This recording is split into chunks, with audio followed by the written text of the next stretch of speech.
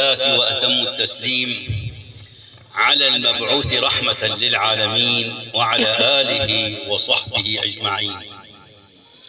أيها الإخوة الأكارم، مهما مدح المادحون ومهما وصف الواصفون لا يعطوا رسول الله صلى الله عليه وسلم حقه ولا قيد أنمله. مهما قالوا، كم من الأشعار قيلت وكم من القصائد ألقيت وكم من كتب خط بها القلم، ومع ذلك لم يعرف قدر محمد إلا رب محمد. لم يعرف قدر محمد إلا رب محمد صلى الله عليه وسلم.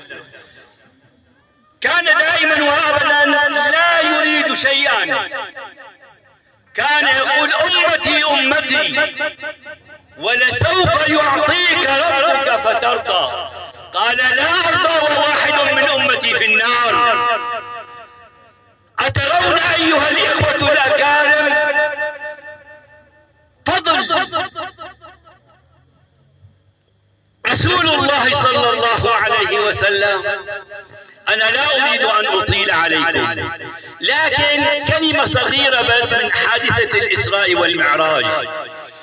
في اليوم التالي للإسراء والمعراج خرج رسول الله صلى الله عليه وسلم على قريش، فقالوا له يا محمد هل عندك من شيء؟ فقال نعم، أسري بي إلى بيت المقدس. هم من جهلهم قالوا صف لنا بيت المقدس. شلون بده يوصفوا بالليل؟ لو كان حاطين له لمبات ما حيطلع بيده ويمسك.